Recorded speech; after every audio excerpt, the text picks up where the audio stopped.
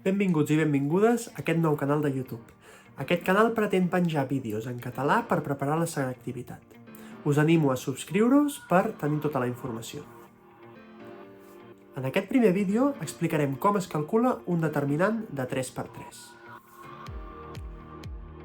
Calcularem, doncs, aquest exemple.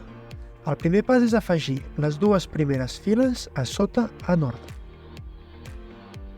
El segon pas és multiplicar els números de les tres diagonals i sumar els resultats. 1 per 3 per menys 1 dona menys 3. 2 per 1 per 1 dona 2 i el sumem. I 0 per 3 per menys 2 dona 0. El tercer pas és multiplicar els números de les tres diagonals de direcció contrària i restar-los al resultat obtingut. 1 per 3 per 0, que és 0, menys 2 per 1 per 1 dona menys 2 i el restem, és a dir, doble negatiu, i menys 1 per 3 per 2, que dona menys 6. Ara només falta acabar de treure els parèntesis, sumar els resultats i ens dona que el determinant és 7. Espero que us hagi servit i estigueu atents als nous vídeos.